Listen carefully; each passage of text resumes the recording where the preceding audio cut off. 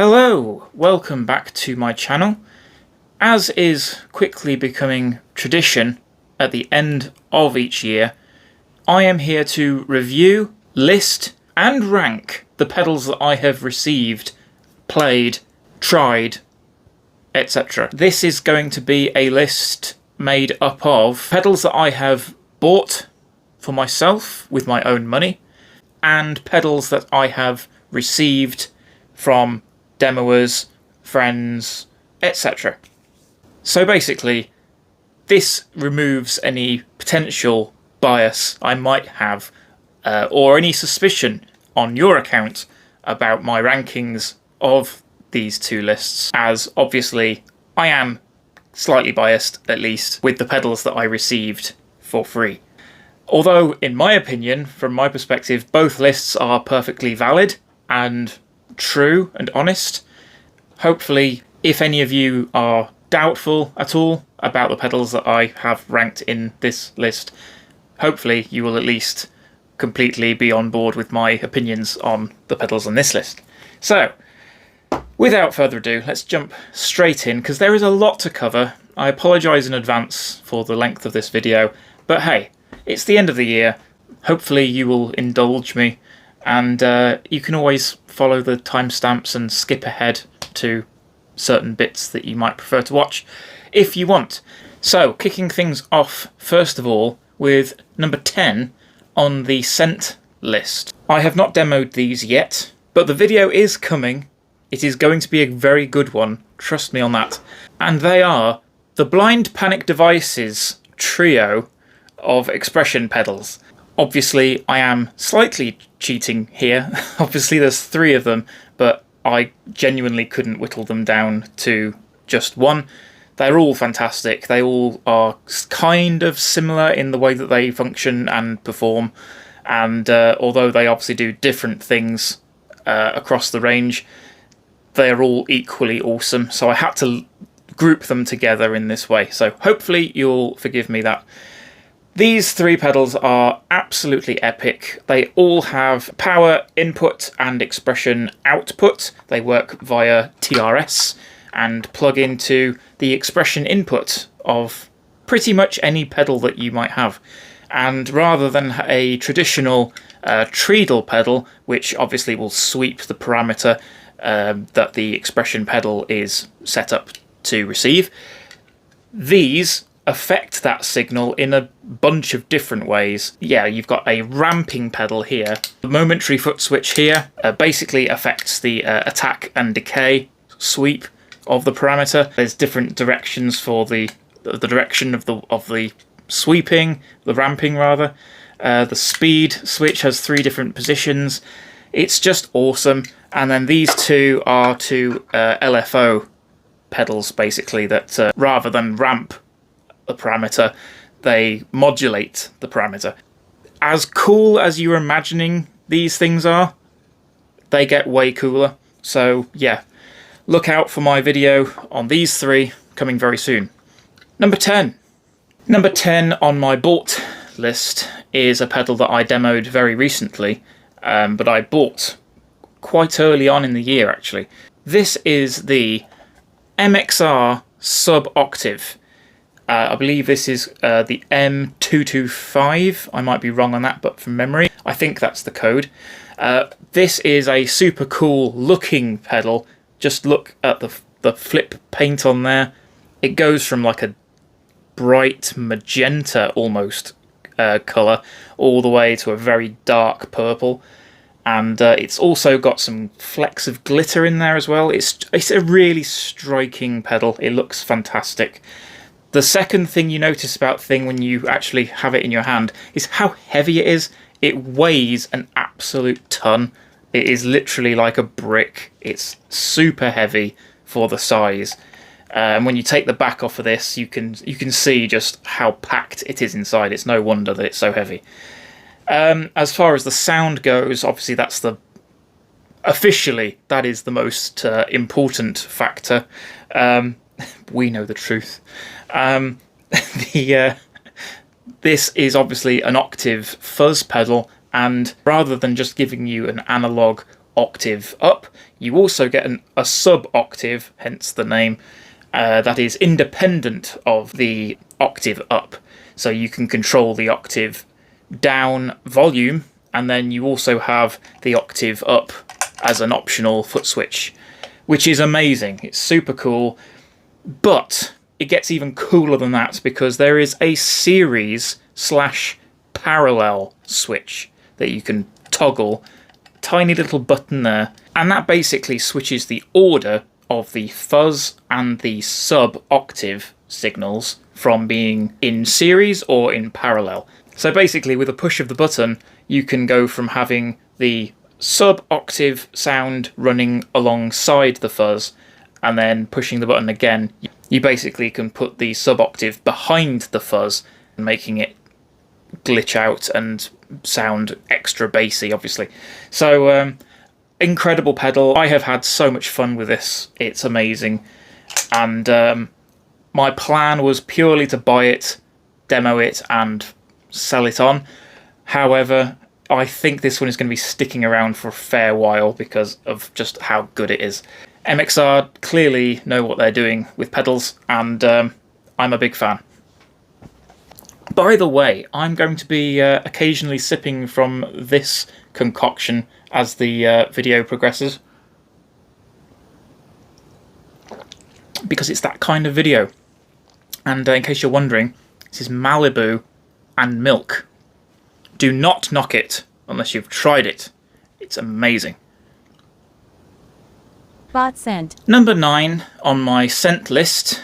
This pedal, unfortunately, I no longer have in my possession. This is a pedal that I was sent as part of my 5,000 subscribers giveaway that I held, and this is the Fx Punkifriar.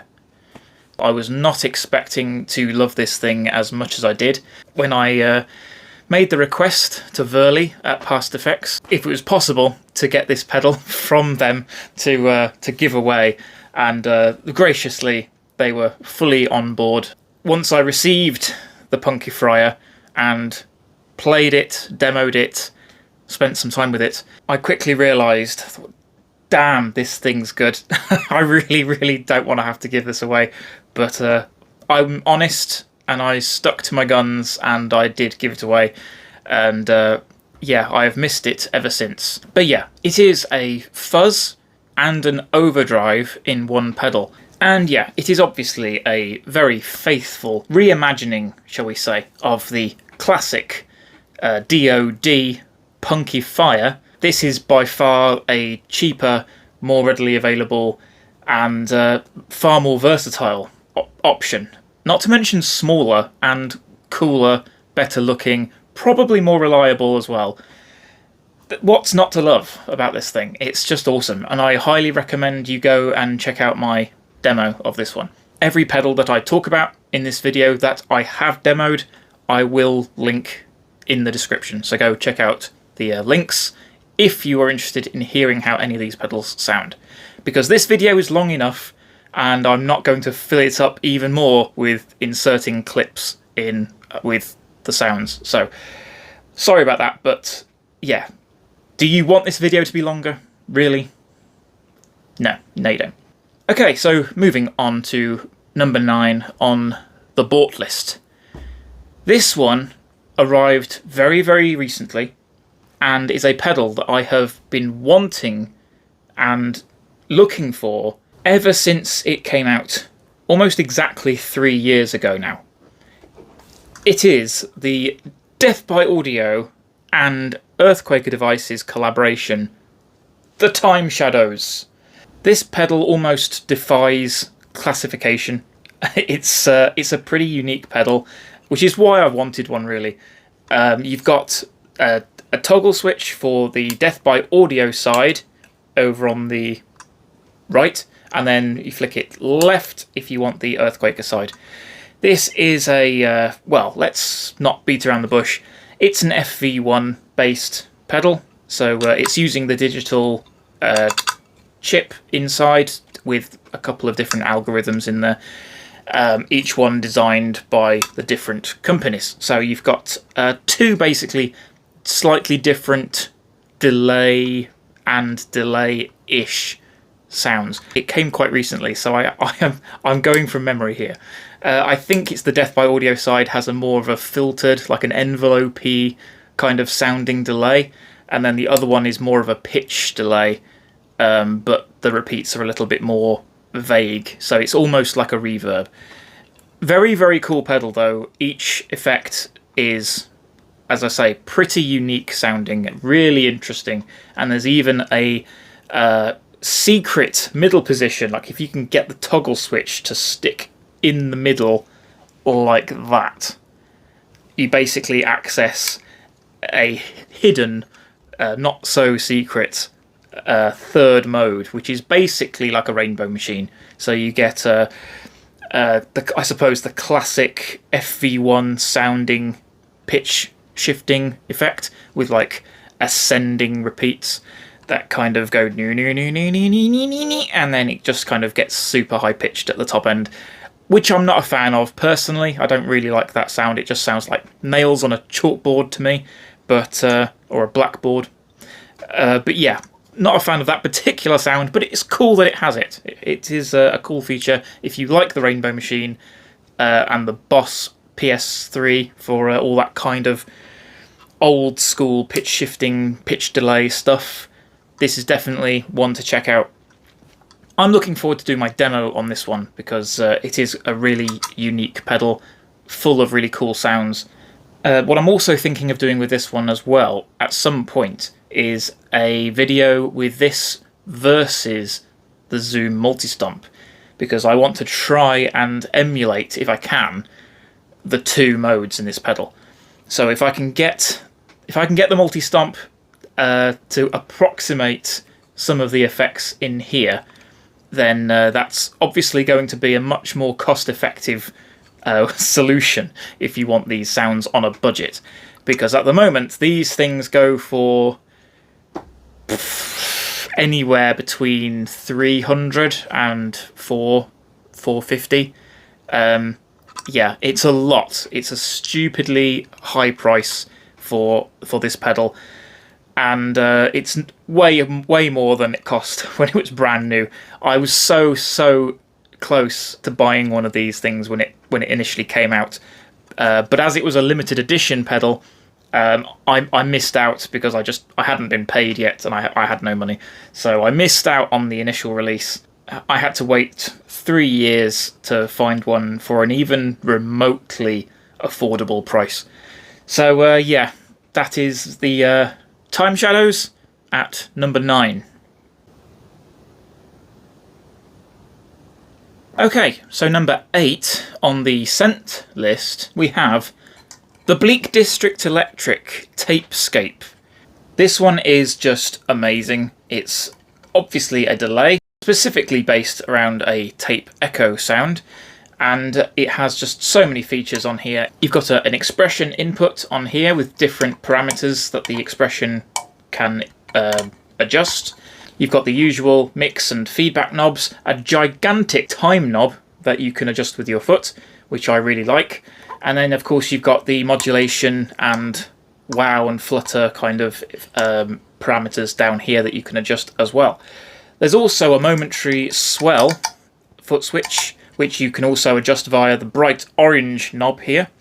So you can have a short or a long swell, basically, that just drives the repeats into oscillation. Then you've also got some really cool EQ options there via a low pass filter, and also a kill dry switch there as well, which is also a cool feature to have. And yeah, it's just a really compact, great sounding pedal that looks cool, very easy to navigate, and yeah, it's just fantastic all round. It does everything that you would want a tape echo pedal to do, really, and I love it. Number 8 on the bought list is a pedal that I, again, have wanted for a while in one form, but again, they're very, very expensive and hard to find.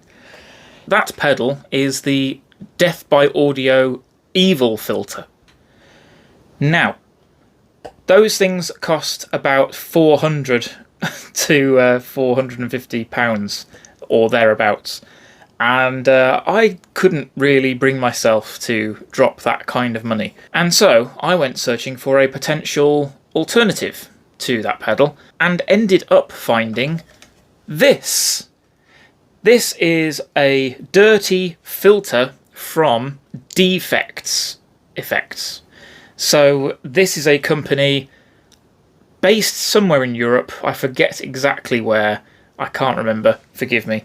But they make a lot of, I would say, cheeky clones of the Death by Audio range. Death by Audio seem to be their primary source of inspiration, shall we say.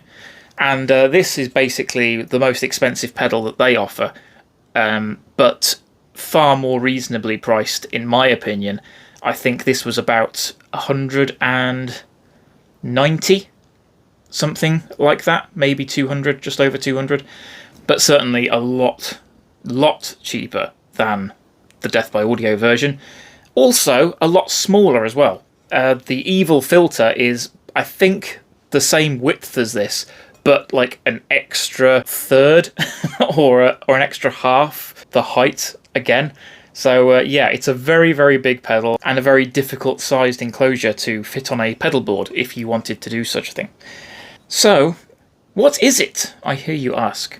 It is, as the name suggests, a filter pedal with a devastating fuzz. Being a Death by Audio circuit, you can imagine that the fuzz on this thing is not subtle in the slightest, and the filter also is no shrinking violet. So with both of these two sides on together, the filter pushes the fuzz into all kinds of crazy directions, and there's also an expression input on the top as well to sweep the frequency range of the filter as well. So you can get some really crazy, almost wah-like sweeps of the frequency with the fuzz as well. So yeah, a lot of fun, this pedal. Definitely go and check out my demo of this one if you haven't seen it already. This I bought pretty much right at the start of the year. I think it was one of the first pedals that I actually received back in January. So as the year has gone on, this has stood the test of time, and it has stayed firmly within my top 10 bought pedals of the year. The Dirty Filter.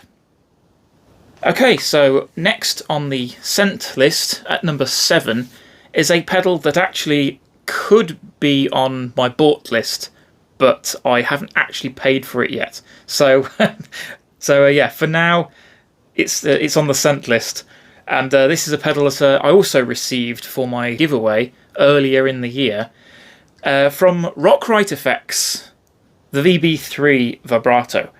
This pedal I, as I said, received from them to give away. It was initially intended to be a one-off, ended up being incredibly popular. My video on this got a lot of attention, and many people were very hyped to get one of these things for themselves.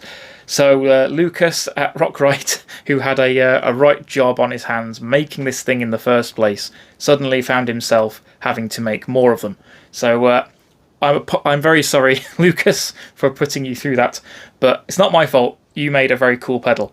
Yeah, so this is a vibrato pedal that has 4 different settings for the shape of the wave, and you've also got the standard rate, depth controls, and a rise control as well. Top jacks, a tap switch, so you can set the tempo of the vibrato remotely without having to bend down while you're playing, which is a super cool feature. And yeah, just relay, soft click foot switches as well. It's just an awesome pedal. It's a very compact, versatile, fully featured alternative to a certain other blue vibrato pedal that you might be familiar with. So yeah, being as it was initially part of my giveaway, I had to give it away. After doing so, I missed it so much, and I recently got in touch with Lucas to say, any chance you've got any more of these floating around, or could I have another one? Because I miss it so much. And yeah, so he is doing me a mates rates deal. Thank you, Lucas. I will be paying him for this very soon in the new year because I'm broke.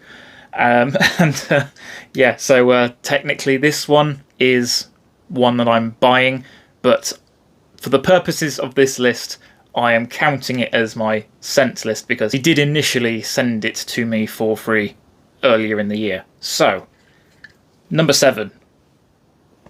This is another slightly awkward one. Number 7 on the bought list, I do not have in my possession. This was a pedal I bought around October time, specifically to demo, and even more specifically to feature in a shootout video that I was planning. I ended up falling in love with this thing, and by the time I realised how good it was, I had already sold it on eBay. So very, very annoying, and I did think about cancelling the order more than a few times, but in the end I kind of needed the money, so I thought, no, I will stick to the original plan. I will have to let it go, and I will just have to buy myself another one at some point next year or whatever. This pedal is the Meris Autobit, specifically Autobit Junior, the senior being, I think, a modular unit. I'm not sure, I think that's what it is. So yeah, this is the Junior, the pedal version, and if you remember my 2022 rundown video from last year, you will know that Meris didn't exactly do very well on that list. One of the most irritating pedals that I tried last year was the Mercury 7. I've also previously tried their Enzo as well, and as great as those pedals sound, they both fell into the trap for me of being just so difficult to navigate. All the extra alternate controls that those pedals have, with no labelling to tell you what each alternate control does. It's so confusing. You need to be constantly referring back to the manual. It's just a nightmare. And for how expensive those pedals are, I don't think it's a particularly great design layout. So I'm not a particular fan of Meris's chosen layout design. However, the Autobit is, without shadow of a doubt, the coolest bit-crushing pedal I've ever tried. It's amazing. I have filmed my demo. I haven't edited it, uploaded it or anything. That's probably going to come early next year, but it is going to be amazing. It's going to be a really cool video, and by the time the video does come out, I probably will have bought myself another one if I can find a good deal. As well as the bit crushing, you also get this like sequencer thing that it does, which just totally makes the pedal, I think. Rather than just concentrating on the bit crushing or ring mod type sounds, which a lot of bit crusher pedals do, and do very well. But this thing implements sequencing in a really interesting way as well, so that it just basically transforms and elevates the effect into something really special and unique. So yeah, super cool pedal, highly recommend, and yeah, I think I definitely need to try some more Meris pedals. Number 6 on the sent list. Again, this is a pedal I do not actually have anymore because I had to send it back. This was sent to me by a friend of mine, a fan of the channel, a subscriber for quite a while. He's followed me and we've messaged quite a lot in the past. And during the summer, I think it was, he messaged me and asked if there was anything of his that I might be interested in trying out, demoing, which I took him up on, and he kindly sent over a few of his pedals. This was one of them, and I immediately fell in love with it. This is the Keeley Dark Side. Clearly not a new pedal. It's been around for a little while, this, but this was the first time that I had tried one, and oh my days, it's so good. It is literally a workstation for all things Pink Floyd. as you would imagine. But so much more than that. I mean, obviously it's marketed towards the Dave Gilmour fans out there, and that's fine. And I am a fan, but at the same time, I generally don't find myself playing other people's music these days. I tend to just play my own thing and just kind of, I don't know, noodle around, I guess. But all that aside, this pedal is astonishingly good.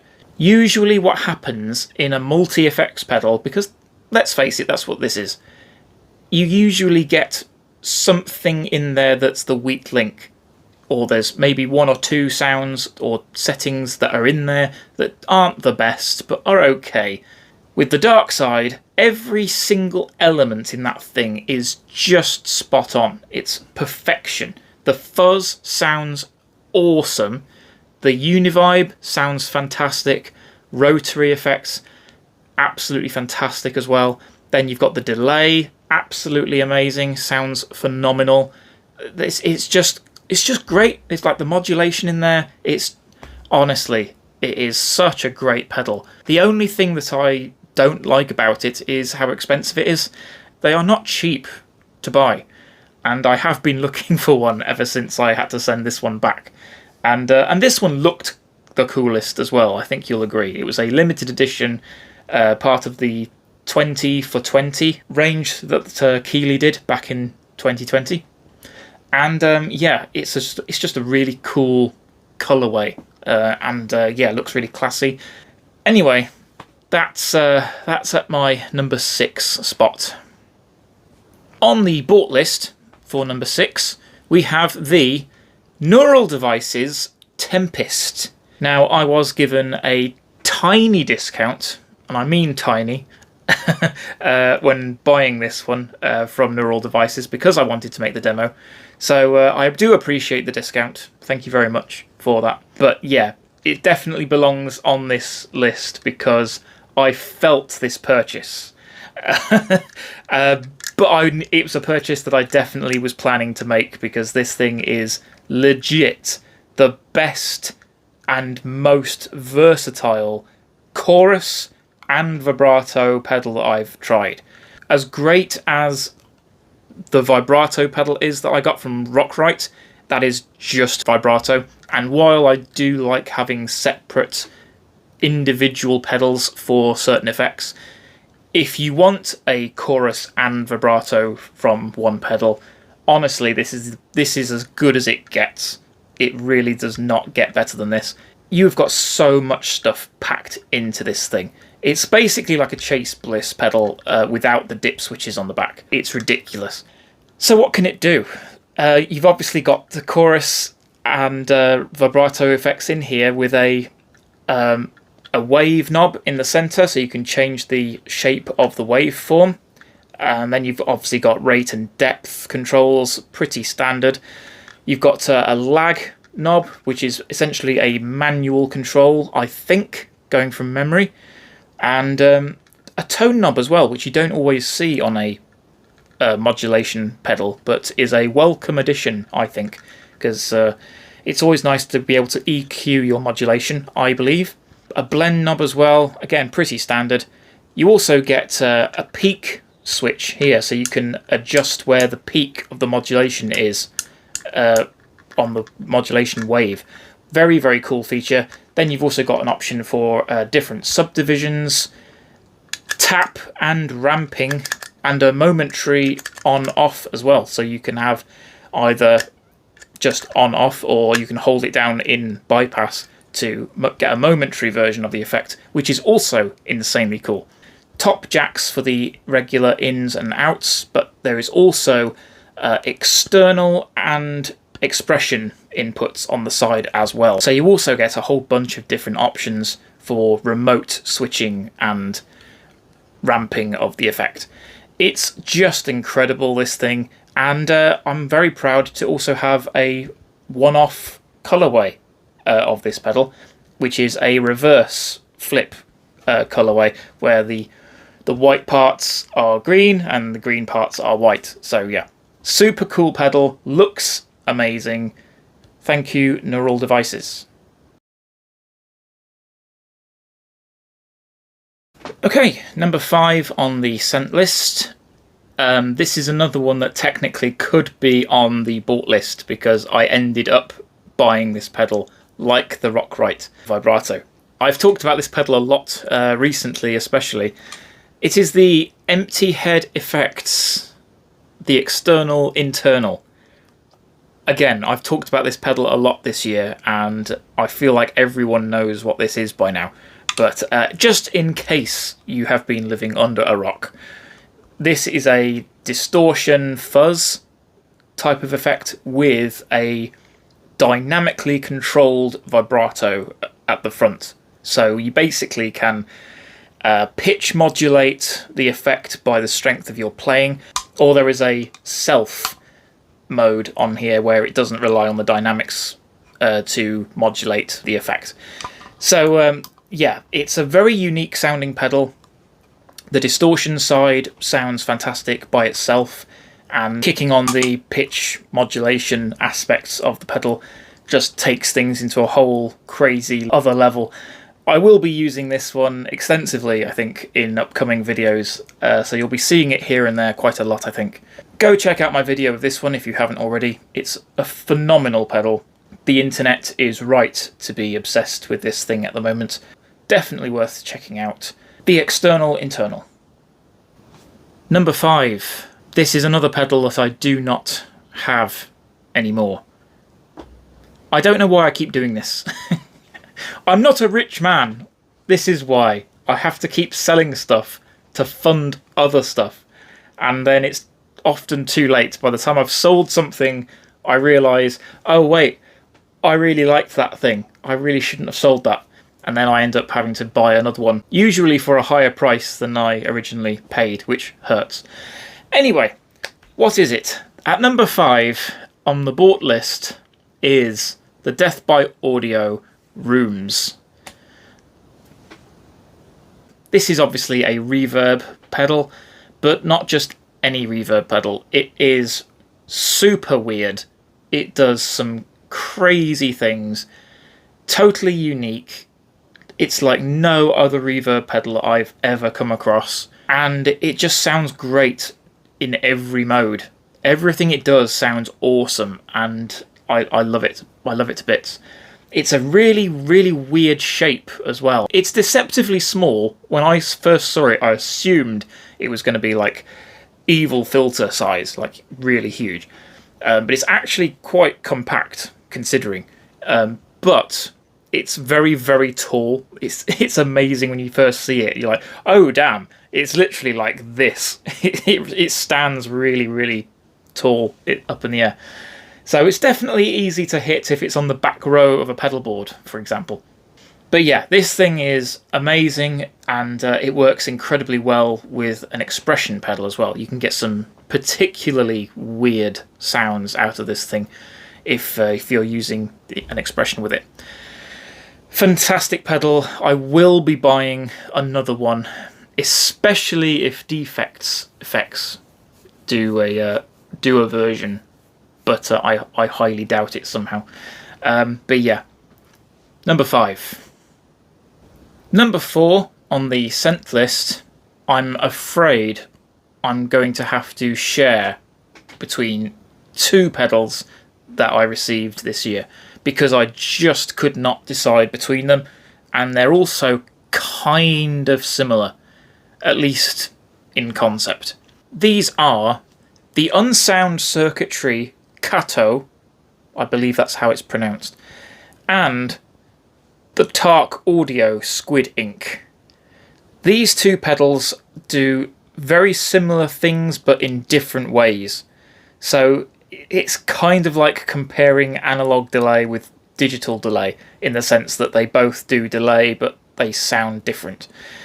So in this case, you have PLL fuzz mixed with a different kind of fuzz. So there's 2 insane fuzzes fighting for attention, basically. This one, as the enclosure might suggest, is a more of a quirky, happy, weird sounding pedal. Lots of harmonics and fluctuating synthy glitchy sounds that are just so fun to play with. It does a lot of very, very cool things, and just looking at it, the design, the layout and everything, it's a really inviting, happy, cool looking pedal with sounds that match, basically. I love this thing. And then on this side, you've got its bigger brother. The Kato is basically the darker, doomier, angrier version of that same idea. So you've got the PLL circuit over on this side, but then you've got this super glitchy octave fuzz on the other side, and both sides run in parallel, and you can blend them together so that they complement each other and balance each other out, which is a useful thing to do because they tend to occupy slightly different places frequency wise. So I quite like that you can blend and adjust the levels of each effect so that you can make one more pronounced than the other. Very, very cool pedal. A whole bunch of different controls on here. Great build quality. It's just such an awesome pedal. A lot of fun to play with. Very big. So as great as this one is, this one might be better for squeezing onto a cramped board. But if I had room on my board, you better believe I would have both of these on there. I would definitely be rocking both of these bad boys. These are both as equally fun as each other, and definitely going to put a smile on your face, whichever one you buy. So yeah, I'm a huge fan of both of these pedals. I cannot choose between them. Don't make me. You can't make me. They're both at number 4. Number 4 on my bought list. This is just the one pedal, don't worry. That is the only other time I will be featuring more than one pedal at the same slot. This is the Boss DD200. I'm a big fan of the 200 series that I've tried so far, anyway. I think I remember I featured the SY200 in my video last year as a major highlight. And yeah, the delay version in this series is just as fantastic as the synth. So basically what you've got is 12 modes in here, all very weird, cool, funky sounding delays. Funky in the good sense. Yeah, some very, very interesting delay sounds that are going on in here. One of which is a particular favourite of mine, and I'm not going to lie, it is one of the primary reasons why I bought this thing. Terra Echo mode. It has a Terra Echo built into this, which by itself is probably worth 120 quid. If you want to just buy a Boss TE2, those things can be 100, 120, maybe more. And here you've got that pedal with extra parameter control as well, I might add. And of course you can save presets with this thing as well. So you could actually have 4 settings for your Terra Echo if you wanted, and just switch between them. Obviously that would be a little bit overkill for buying this pedal if you're just going to use it for that. Plus, obviously, MIDI in and out, expression, and external control input on the back as well. Stereo in and out, tap tempo, divisions. It does it all. It's just literally the best all-in-one digital delay pedal I think is on the market. I still need to do a proper demo of it at some point as well, but this year has been absolutely crazy. I've just been up to my eyeballs with pedals to demo, so I have fallen behind quite a long way. But yeah, I will catch up if I can this year, hopefully. But yeah, number 4, Boss DD200. Okay, we're entering the top 3 on both of these lists now, so it's time for some liquid refreshment.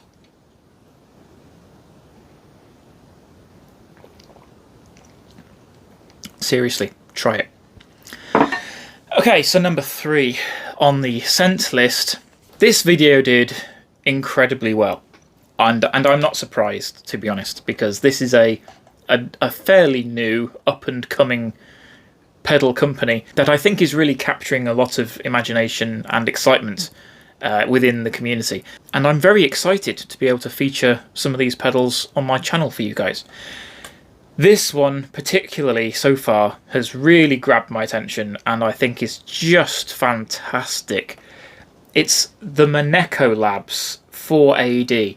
This is a delay and reverb pedal that can do downsampling, pitch shifting, reverse and freeze effects. So there's a lot going on in this thing and it is just wonderful, honestly. Most of these knobs are actually volume knobs for all of these various different effects, and you can fade in or fade out whichever of the elements that make up this pedal in or out of the effect. So you can either have everything just turned up all the way for a totally over-the-top ambient cacophony, or you can have everything but one dialed back if you just want to use, say, the reverse delay. Great pedal, it really does such a lot of stuff. Compact size with top jacks, you've got relay foot switches, nice and silent, a little toggle switch here for either tap or freeze, and it remembers as well which one you've used, so you can have it in freeze, hit the freeze switch to hold that note, then flick back to tap and use it to tap in a tempo for the delay, and it will maintain that freeze until you go back to it and turn it off. Super cool pedal, very well designed. It looks awesome as well, like just look at that design. It's really cool. I believe they have renamed it. I'm not sure 100%, but I think they might have adjusted the name of this pedal slightly out of respect, I think, for the studio that this pedal is named after.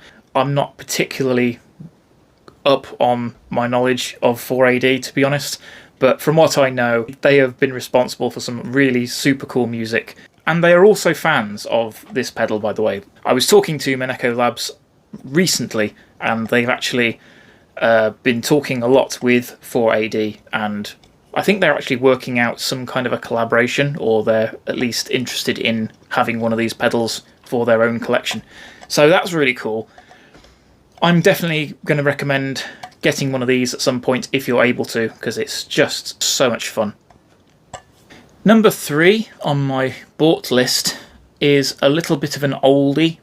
It's definitely not a new release, but it really captured my imagination and completely blew my mind when I first tried it. This is the Source Audio Tri-Mod Flanger. I do love me some flanger, I'm not gonna lie. Flanger is probably one of, if not my most favourite of all the modulation effects. It's so much fun to play with, especially with the distortion behind it. This one is digital, and that automatically might cause a lot of you to completely write it off. However, being digital, this can create some truly unique sounds, and personally, even though it is limited somewhat in the amount of control over the effect, you don't even get a volume or mix control, for example, in spite of that, it is one of the most interesting, most unique sounding flangers I've ever heard in my life, and it's fantastic. I recently did a quick quirky combos video with this and the distortion version, and I highly recommend checking that out if you haven't seen it, because this thing is outstanding. And it's a big boy. This is a hefty pedal, really awkward size, but at least it does have top jacks as well, so there is that. If there was a smaller version of this, I would definitely be all over it. But yeah, unfortunately it is very, very large, and I'm going to have to find a way to fit it on my board. But yeah, one way or another, this is going on there. Number 3. We're really getting into the upper echelons now of this list. So it goes without saying, I think, that 2023 has been a pretty big year for me. A lot of exciting new developments, some major landmarks, going from 5,000 subscribers in the summer to 6,000 subscribers recently, in itself has been truly incredible, and I'm immensely proud and happy with that. There has also been another new development that has happened in the last couple of months, and it actually happened the day that I hit 6,000 subscribers. So it was an exceptionally good day that day when I found out that I was accepted as a Red Panda artist. And this occasion was marked in a very fitting way and a super generous way by Red Panda sending me my number 2 pedal of the year, the Raster 2. This isn't just a delay pedal, this is a delay playground.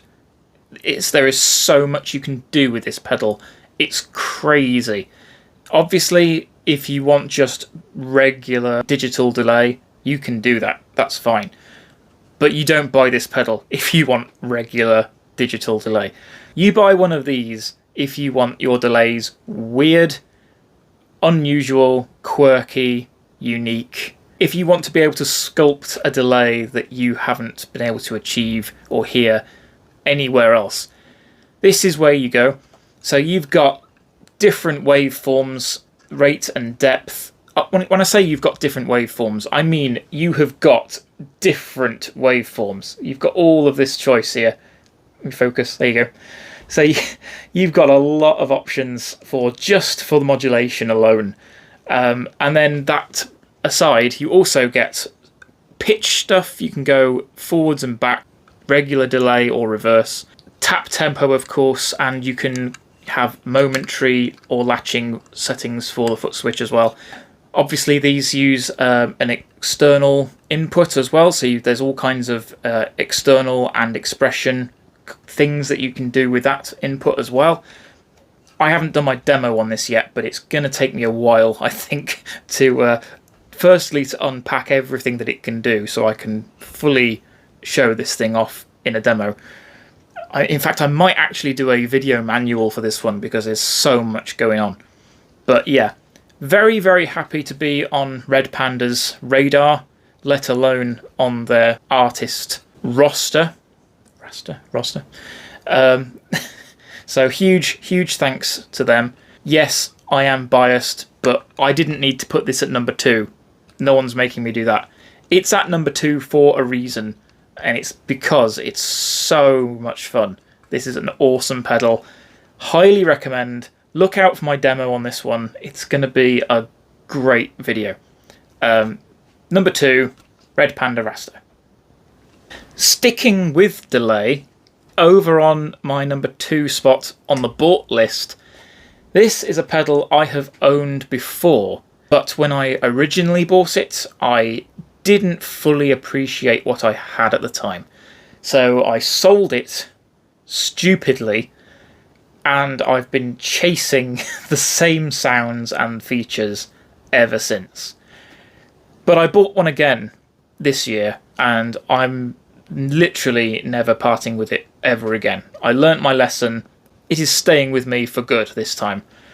It is the Electro-Harmonix Deluxe Memory Boy. This pedal does everything that you could possibly want an analog delay to do. There's so much going on here. Obviously you get amazing sounding repeats, and that alone I think is worth the price of admission. It just sounds fantastic. I've had quite a few Electro-Harmonix analog delays in my time, including the original XO Memory Man. That was fantastic, although the 24 volt power requirement was a little bit of a pain in the neck. Then I bought one of these, really liked it, but then I stupidly sold it and replaced it with a deluxe Memory Man 550 TT because I thought at the time that I needed the external tap input that pedal offers. So I had that for a while, and I very quickly realised when I bought that one, quite a few years ago now, that although it had the tap input, which was cool, it just didn't sound as good as this had.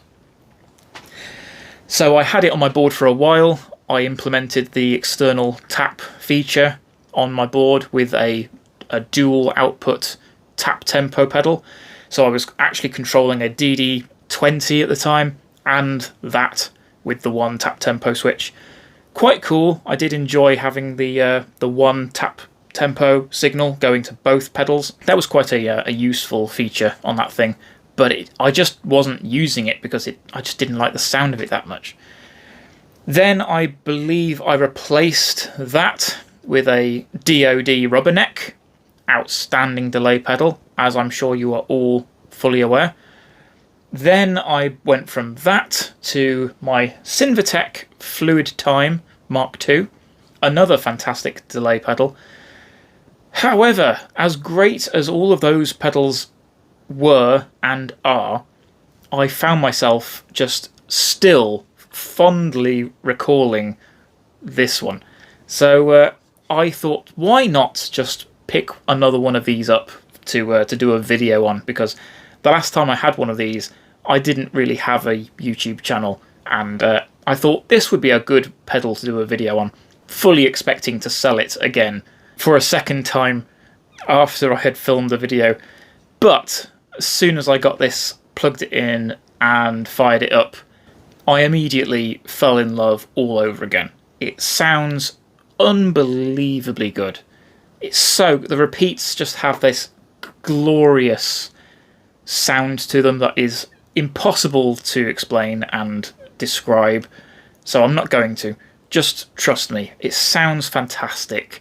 I will be doing a video on this at some point soon, maybe not soon.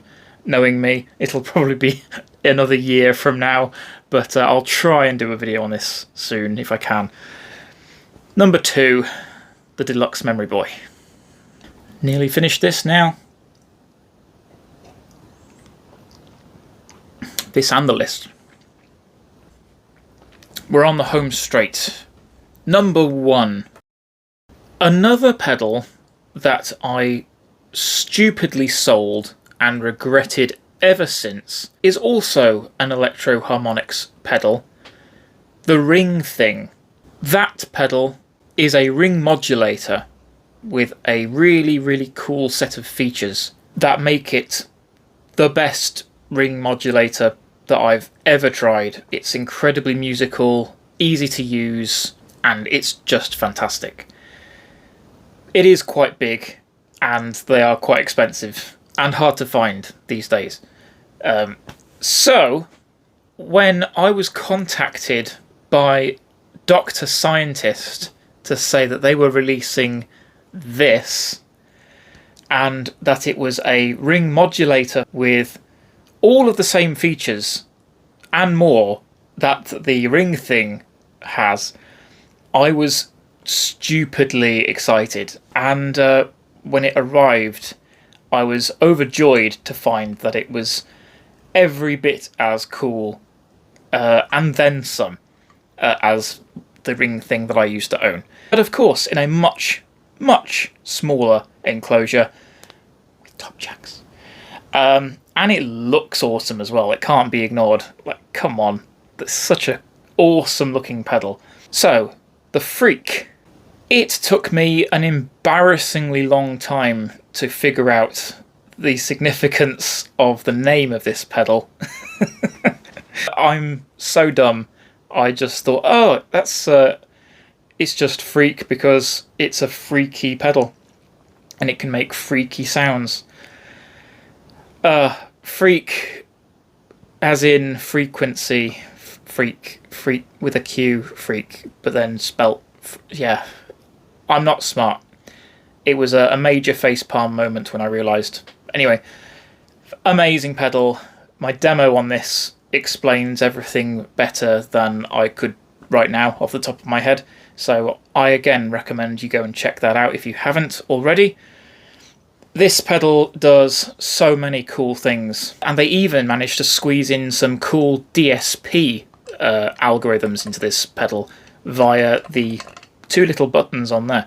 So you can basically hold and then cycle through different reverb, bit crushing and aliasing effects in there as well. So as well as the awesome LFO envelope controlled ring modulator stuff, you also get all this other cool bit crushing and reverb effects that are in there as well. So it really covers a lot of ground, and it sounds amazing with an expression pedal plugged in as well. You can get some amazing sweeping frequency effects as well with this pedal. Awesome creation. Of all of the pedals that I have received this year, this is undoubtedly my favourite. Thank you, Dr. Scientist, for being such an awesome supporter of my channel and for making such an awesome pedal. Number one on the bought list. I received this pretty recently, and there is a chance that I'm still basking in the initial glow of this new purchase, but I don't think so. We'll see. Time will tell on this one. But as it stands right now, this is my number one pick from the year. So, this is the Boss RV200. This is a little bit of a controversial one, I feel, because I have seen quite a few, I wouldn't say negative reviews, but certainly maybe underwhelmed reviews. Yeah, some people online seem to be quite nonplussed with this pedal, and I do kind of understand why. It's not without its faults. I think the one thing that everyone can agree on, the lo-fi mode sounds like absolute ass. It's not good. I can see what they were going for. The lo-fi mode is basically a very, very boxy sounding reverb. Like, it doesn't sound like you're playing in a cardboard box. It sounds like you're playing a cardboard box. It's not good. It's not good. But there is a USB port on the side here, so who knows? It's early days yet. There could very easily be updates to this pedal in the future, and they could change this completely. So in case this video ages like milk, of which I'm going to finish now,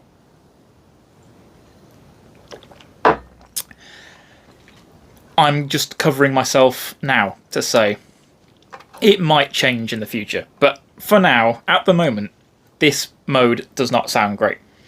That aside, I think this pedal is the reverb pedal I have been looking for ages. If you'll remember, last year I was hunting around for my new favourite reverb pedal, and I landed, after many reverb purchases, I landed on the Source Audio Ventris. Outstanding reverb pedal, as I'm sure you will all agree. Anyone that has tried one has fallen in love with it. It's fantastic. As great as it is, though, it does kind of lack some of the more weird, wonderful kind of modes that some of my other favourite reverb pedals have had in the past. Namely the Digitech Hardwire RV7 and the Death by Audio Rooms that I mentioned earlier. They both have a lot of really interesting and quirky, weird sounding reverb modes in them. So as great as the Ventris is, it does kind of leave me wanting more when I want something weird and more experimental.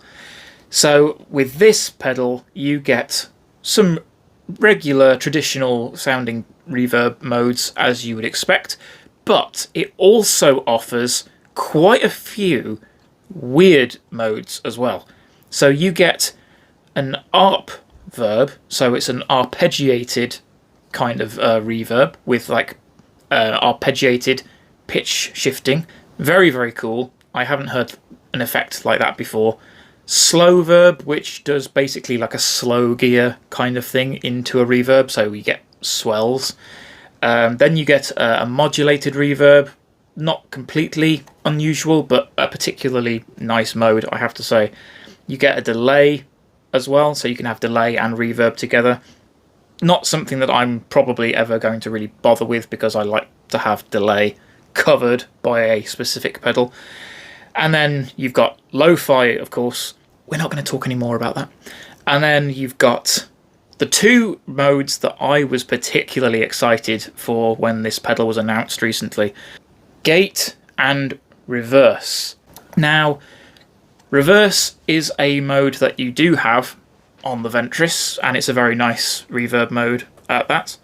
However, the reverb mode that I've always looked for in a multi-mode reverb pedal is gated. And it's, for some reason, a reverb mode that you don't see very often.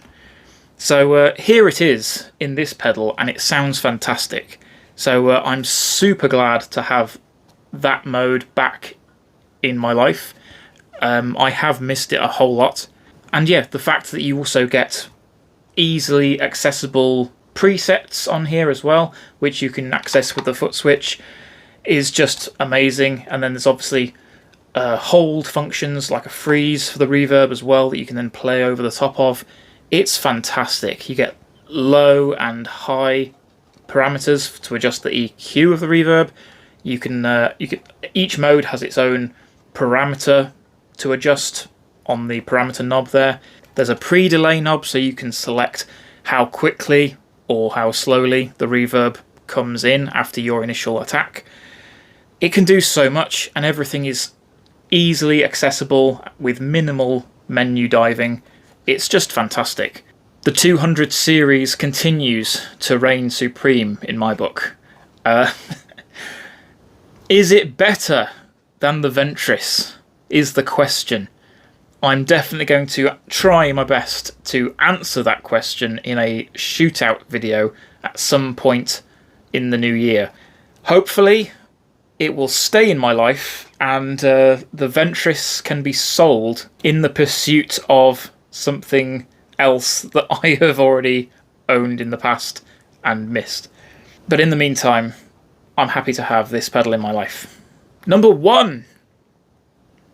So, with my 2 top 10 lists out of the way, we now come to honourable mentions. And this section alone is probably worthy of its own video.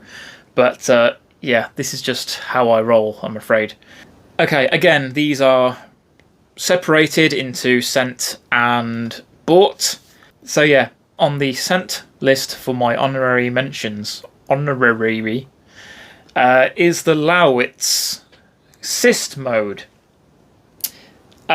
This pedal is a filter and a distortion in one pedal, and it is a hefty boy. It's the same size enclosure as the Kato, so it is not easy to fit on a crowded pedal board, but if you can find the space, it will definitely reward you for squeezing it on there, because this thing is a beast of a pedal. It really, really kicks ass. It will melt faces. I'm not going to go into this too much because I have got a whole video on this. Again, check the description for the sounds of this pedal. But yeah, it's a great thing. Definitely recommend checking them out. Syst mode. On my bought list for honorary mentions is a pedal that I sadly sold only a couple of days ago. So it was very bad timing on my part. But this is the Electro Harmonix Mainframe. I really enjoyed playing around with this one. As you might be able to already tell, I've tried a few bit crushers towards the latter half of this year, and there is a video coming soon. But yeah, of the bit crushers that I have tried, this was one of the best, in my opinion. Just slightly pipped to the post, in my opinion, by the Autobit. That thing is just exceptional. But the mainframe does an equally great job, and such a lot of fun to play around with, and very, very small, compact to fit onto a board, which is ideal, really, I think, for a pedal that can do anarchic, weird sounds. I don't think that you always want a pedal that can do niche effects that you're probably not going to use all that often, taking up a huge amount of real estate on your board. I prefer stuff that's weird to occupy as small amount of space as possible. So the mainframe definitely is a great option. Sounds amazing with an expression pedal as well. You can get some insane sweeping effects on that pedal. Highly, highly recommend checking that one out. My demo for that pedal will be coming out at some point in the next few weeks, so look out for that. I have switched drinks, by the way. I'm now on salted caramel Baileys, which I haven't actually tried yet. I was literally just given this the other day by my mother-in-law, and it smells very nice.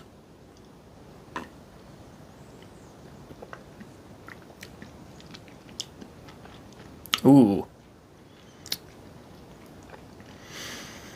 Yeah, that's good. That'll do. That'll do, pig. That'll do.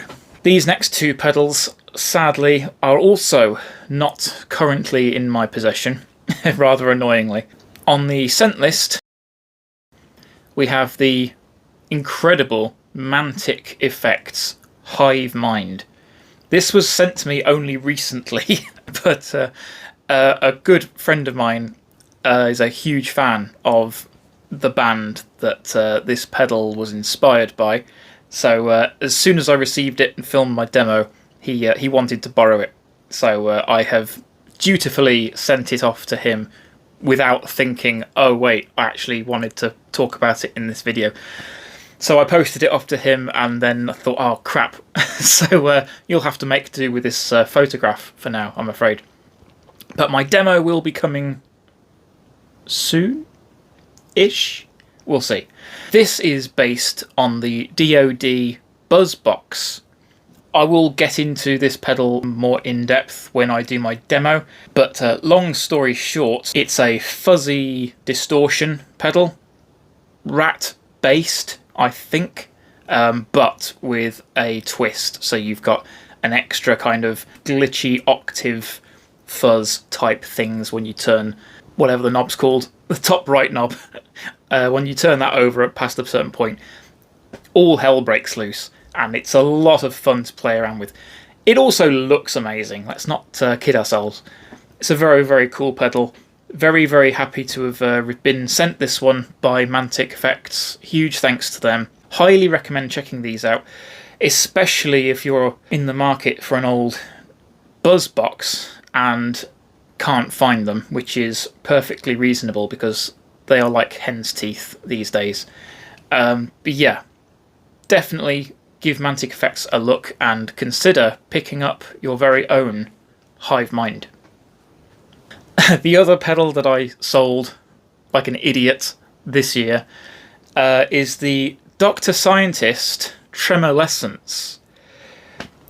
Dr. Scientist are, as I already said earlier, huge supporters of my channel, and if they still made this thing, I am 100% sure that they would have sent this to me if I had asked. However, it is discontinued, sadly, and yeah, they don't have any to send out for that reason. So I saw one of these on eBay, very, very cheap, only I think £100 I paid for it, and I pulled the trigger, basically just because I wanted to feature a whole bunch of tremolo pedals in one video, which, again, I haven't featured yet, but it is coming. A lot of videos are coming up soon, by the way. You have to be patient, I'm afraid. But the Tremolescence is one of the most interesting and unique tremolo pedals that I have ever come across. It definitely needs a V2. They need to revisit this concept. It's really, really cool.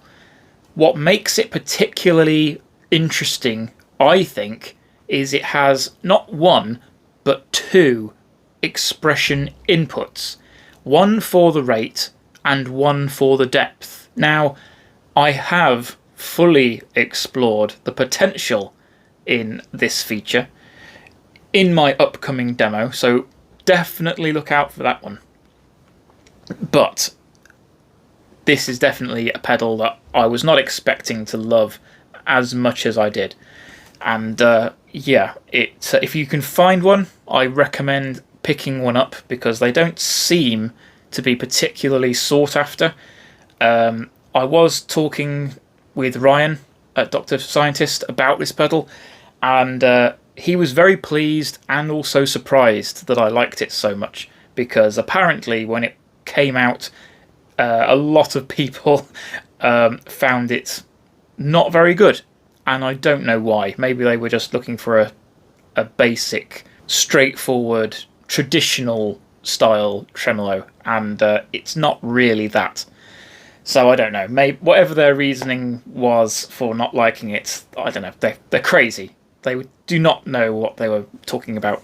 It's awesome. I loved this pedal. Definitely miss it now that I no longer have it, and if I see another one going cheap, I will probably pick one up. In the meantime, I am just going to keep applying pressure on Dr. Scientist to reissue, or at least come up with a V2 on this pedal, because it needs a refresh, it needs updating, and it needs to live once more. On my scent list, I have been a huge fan of NUX for a very, very long time, and the one pedal that I wish that they had made for all of these years is a pedal that they finally released and sent to me this year, and I was privileged enough to be one of the first people to get my hands on one of these to demo and to try out before it went public, so I'm hugely grateful to them for that. This is the Verb Core Deluxe. This is a multi-mode reverb pedal, obviously, and it does what it says on the tin. It's a fantastic reverb pedal, covers a lot of cool reverb modes. I was really, really hoping that it would do the gated and the reverse thing of the RV200, although unfortunately it's a little bit more traditionally focused than that. But it sounds great, I think, for what it is. It definitely covers the more traditional end of reverb very, very well. And full stereo in and out, which is very highly sought after for a lot of people. Soft click foot switch, looks fantastic, not going to take up a lot of room on your board. It's just a really fantastic budget reverb pedal, and highly, highly recommend checking them out. Yet another pedal I no longer own. I bought this one right at the start of the year, back in January. This is the MXR Poly Blue Octave. This is, I think, a release that came out in 2022, I think. It hadn't been around for very long when I bought it anyway. Quite expensive at the time. It cost me, I think, 200-ish, 220 maybe. But yeah, it looks fantastic. It covers a lot of different sounds, and it's brilliant. It's absolutely brilliant. The only reason I sold it is because generally I find that I just like to have individual pedals for specific effects. So I like to have a pitch shifter, a fuzz, a phaser, etc. I like to have all of those pedals individually, and I can place them wherever I want in a chain and turn them on and off quickly. I don't want to have to think about which effect is on and how do I turn this one off but keep this one on. You know, if it's all in one pedal, it can get complicated. So it's perfect if you're condensing a board down to just a handful of pedals. It's fantastic to have one small compact pedal that can do a whole bunch of stuff. However, I just found I wasn't using it to its fullest, so I ended up selling it and using the money to get other things. However, I can recognise that it is an absolute masterpiece of a pedal. It is perfectly designed, sounds amazing, looks amazing, And yeah, actually, it's probably one of the best looking pedals I've ever owned, actually. It's a really striking enclosure, the flip paint and the glittery kind of finish.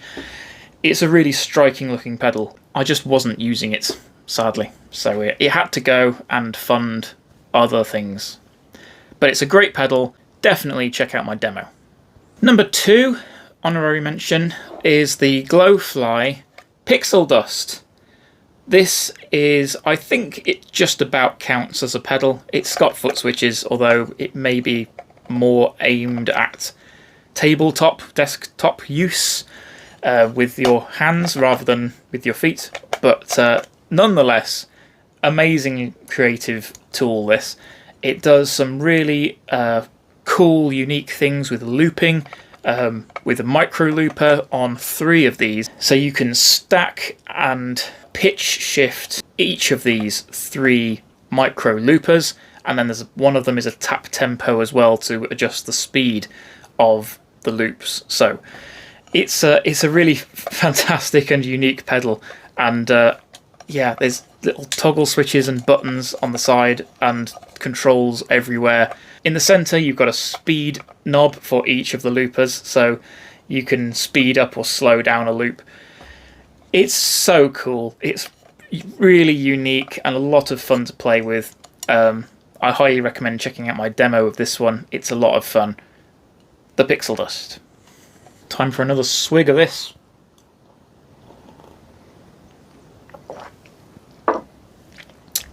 Damn, that's good. Number 2 on the bought list. This was very, very close to beating my pick for the flanger in my other list. And because this is also a rather unique sounding flanger pedal, the Sub Decay Starlight. This thing is really cool, very, very compact. Power supply input is on the side as well, so it's even simpler to squeeze it into a tight space on a pedal board, contrary to the other flanger that I was talking about before. This is a really, really cool pedal, very unique, as I say. You've got a few different modes on here.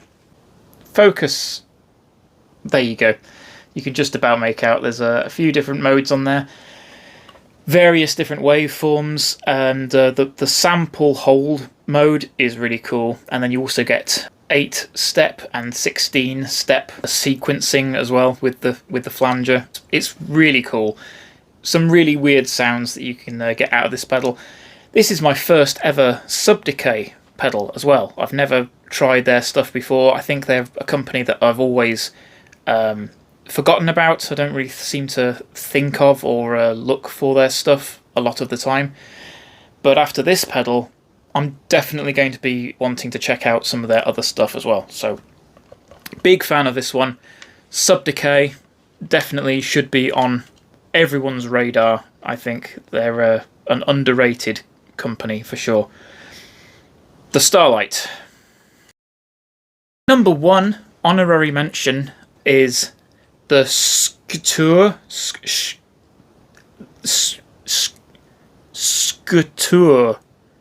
Scutur? I don't know. It's Polish for rat, basically. This is by ABL Pedals, and this is a rat. And you would think, okay, so it's a rat. Big whoop. Does it do anything a regular rat doesn't? Not especially. It's got 3 knobs: gain, filter, volume. Just like a rat. Doesn't have top jacks, side jacks. Doesn't have a soft click foot switch. You would think, what's the appeal exactly? Why would you select this over, say, the Mosky King Rat that I demoed earlier in the year, which has more modes, more going on, slimmer design, or at least with top jacks anyway, slightly bigger enclosure, I think. What exactly is the appeal of this one? It sounds epic. That's why. This is, without shadow of a doubt, the best sounding rat clone I've ever heard. This is amazing. Everything that I have used this with just sounds better. As soon as you kick this on, everything is just kicked up several gears. And admittedly, that is often the case with a rat. That's just what rats do. They are great distortions. They are a bit of a meme. But, you know, it's all for a good reason. They are insanely popular circuits because they are just fantastic, highly versatile distortions. And, yeah, this one, in my opinion, is one of the best out there. So, yeah. Although it doesn't particularly do anything special, there's no extra features as such that have been added in. There's no octave up, there's no filter, there's no extra bits and bobs that have been stuck on. It's just a really honest, great sounding rat for not that much money. And yeah, I'm going to use this a lot. ABL pedals, the thing. Sticking with the UK company theme, this is a pedal that I think I featured in my scent list last year, but I have just recently purchased one of my own. So I think I can just about get away with featuring it, at least in my honourable mentions here. But it has to be at number 1 because of just how awesome it is. This is the Glowfly Albert, and this one features, finally, a really fetching, if I can get an angle on this and focus properly. Oh, there we go. This features a really cool vinyl design on the faceplate. So finally it has graphics that complement the sounds that you can get from inside this thing. So, if you are not already aware, the Albert is a lo-fi gramophone simulator pedal. This basically just recreates all of the classic grainy, dusty, random vibrato and dropout sounds that you can kind of associate with lo-fi effects. This is basically what Boss were trying and failed to do in their RV200. But this is done right. This is how you do it. Lo-fi, I think, generally is an incredibly popular effect these days, especially with certain types of player. Everyone, I think, is familiar with the Chase Bliss Generation Loss and the Lossy as well, the new one. All dabbling and succeeding admirably at lo-fi stuff. However, do you really want to spend £350 on one of those pedals and then spend 3 days looking at the manual and still not fully understanding everything that's happening? Or do you spend a third of that and get one of these where all of the controls are clearly labelled and easy to dial in, and it just works and sounds amazing right out of the box? Personally, I don't think it gets much better than this for the money. I'm super glad to finally have one of these in my collection, and I definitely will be putting this on my next board. Number 1.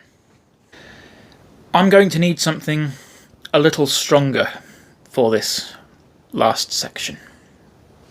Bear with. A nice single malt. Right then. Let's do this.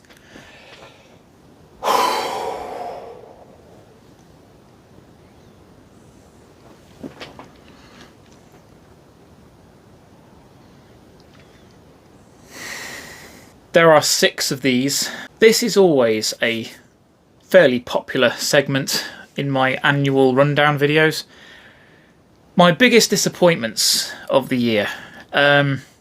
This was actually really hard because, generally speaking, everything that I've tried has been pretty great for the most part.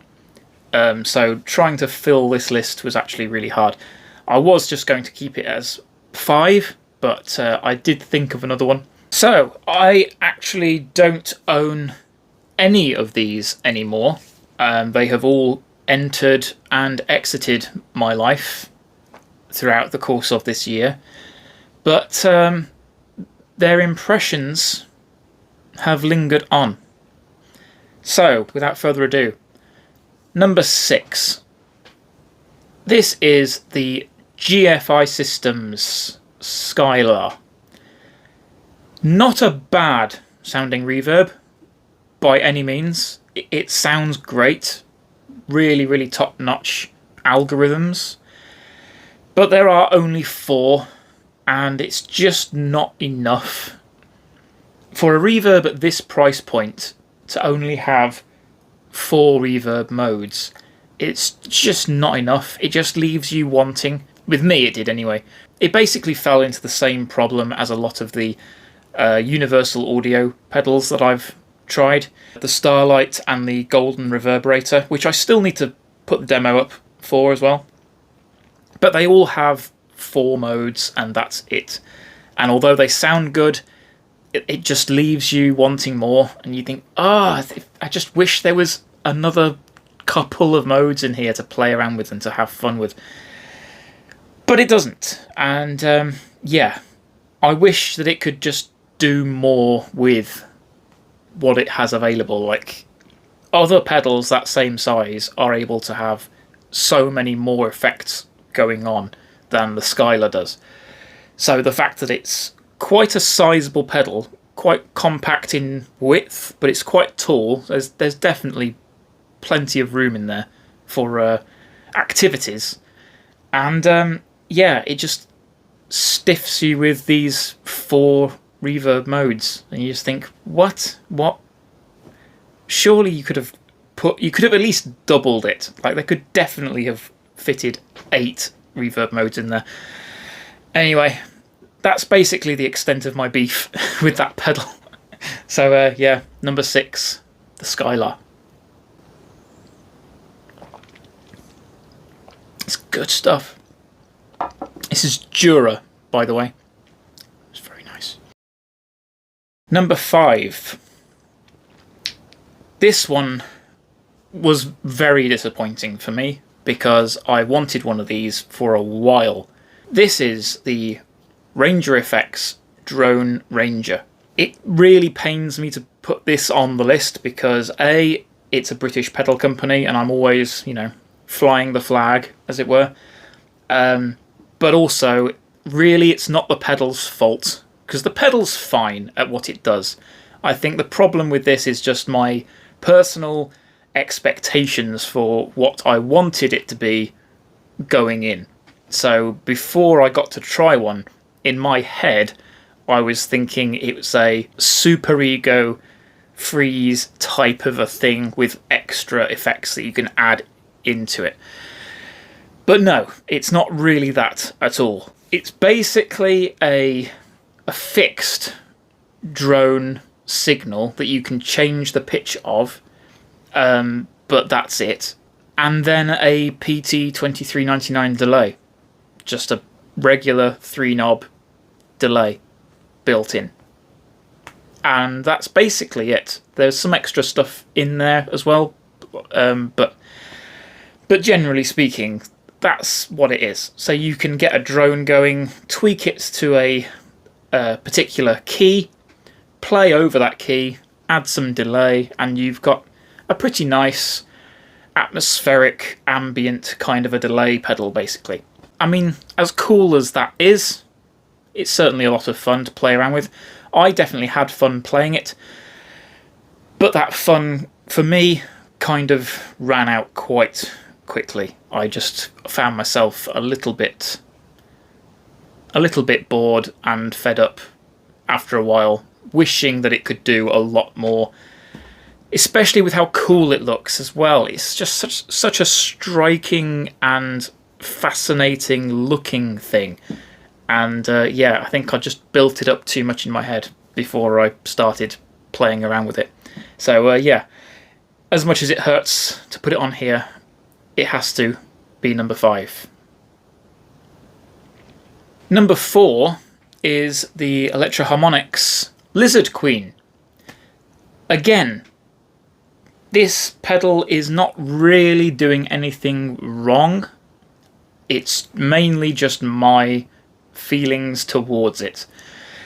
It sounds great. It's definitely quite a unique sounding octave fuzz. I did like how it sounds. My issues with it are mostly just a lack of parameter control. Basically, I just want to be able to control the EQ. I wish it had a proper tone knob. If it was a 4 knob or even a 5 knob pedal, I think it would be amazing. But when I compared it with the Octavix, I ended up really just preferring the Octavix for the more traditional 3 knob configuration. I found that the drive, volume, tone, it really just lends itself so much better, I think, to that kind of effect. But ideally, 4 knobs. 4 knobs is the way to go, I think, with an octave fuzz. For that reason, I'm sorry to say, Electro-Harmonix, you fell short, I'm afraid. But then is it really Electro-Harmonix's fault? Because it was a JHS design. Anyway, less said about that, the better. Number 3, I don't even need a drink of this for this one. This is an easy one, I think. Mosky Marksman. I do like Mosky. Mosky are great. And the new M series of pedals that I've been trying this year have mostly been fantastic. Obviously, they're cheap, budget pedals, and it's unfair to expect greatness from a pedal at this price point. That said, in my opinion, the previous version, the Golden Horse, basically covers everything that the Marksman can do. There is very little that the Marksman can do that the Golden Horse can't. So it's cheaper, it's smaller, and it sounds the same. So basically, I don't see the point of buying a Marksman, because the Golden Horse is everything that the Marksman can do, and for less money, and takes up less room on a board. So yeah, why would you buy a Marksman? I wouldn't recommend it. Just don't bother. Save your money, get a Golden Horse. Number 2, also, I don't think I really need a swig of that. It's the Joyo Atmosphere. Again, this technically isn't completely the pedal's fault, because a lot of the effects in this pedal are surprisingly good. It's a really decent sounding reverb pedal with a lot of interesting effects going on inside it. The problem I had was purely noise. It's a very noisy pedal, I found. If you haven't experienced any noise with yours, great, I'm very happy for you. Maybe I just had a bad example, I don't know. But I found that mine had a pretty prominent hum to it when you activated it. And with the pulse modes, when the modulation is going and the LEDs at the bottom are like pulsing away as well, in time with the rate, the hum was pulsing as well. So it really wasn't great. I didn't appreciate that at all. So yeah, it pains me to add it on here, because I really liked it in pretty much every other way. It's a really interesting pedal, but yeah, for me it was just ruined by that hum. So it has to go on this list, I'm afraid. Number 2.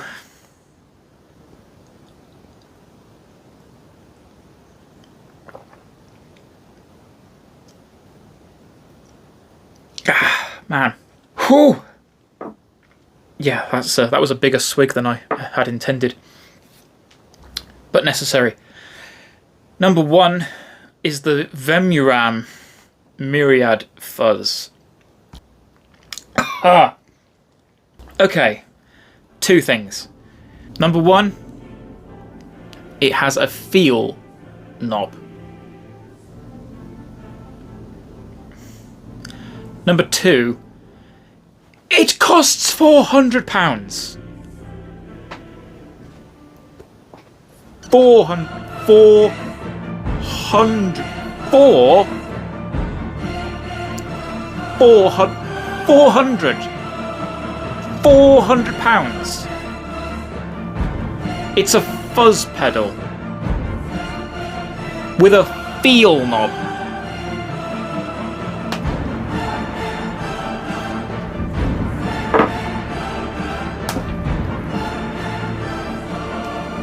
Who would buy this? Who the hell buys a £400 fuzz pedal with the most pretentiously named parameter that does absolutely chuff all?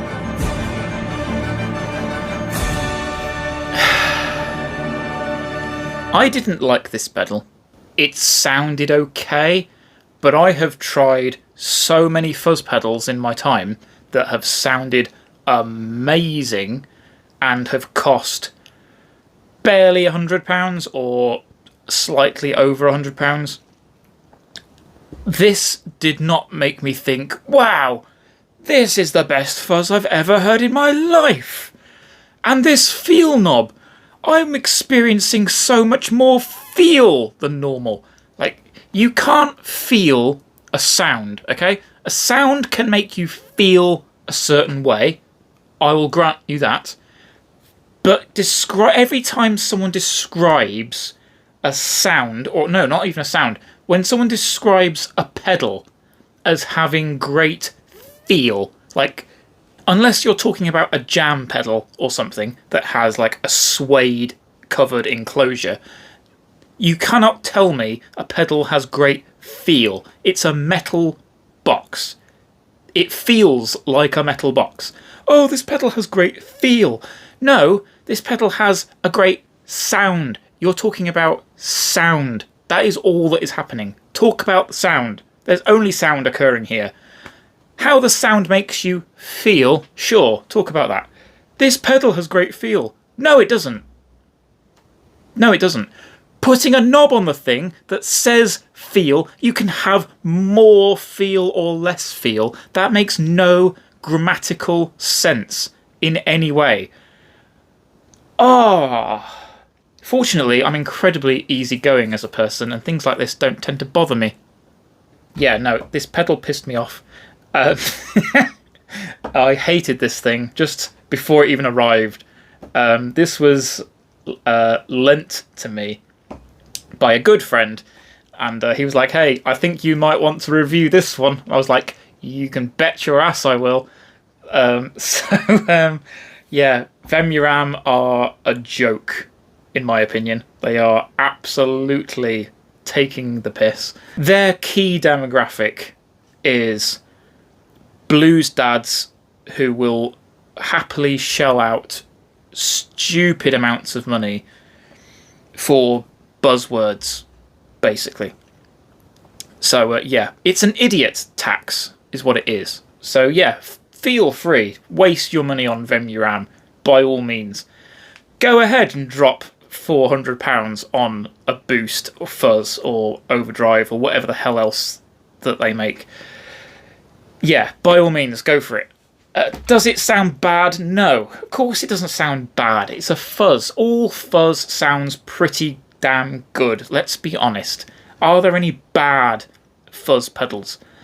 I don't think I've ever heard a fuzz pedal that's made me go, oh, what the hell is this? Like, it's fuzz. Fuzz is great. It's just a lot of fun to play with. There are so many ways to get those sounds at very, very, very low prices. It's not an expensive effect. Reverb, sure. As I've already demonstrated, you can spend a hell of a lot of money chasing the ideal reverb. And a lot of the time, you might even still find yourself thinking, this £400 reverb is still not quite what I'm after. I understand that. I'm completely on board with your predicament. But yeah, Fuzz is just not one of those effects that you need to worry about spending a lot of money to get access to. So yeah, feel free to spend your hard-earned pennies on a £400 Fuzz. But yeah, you are wasting your money, friend.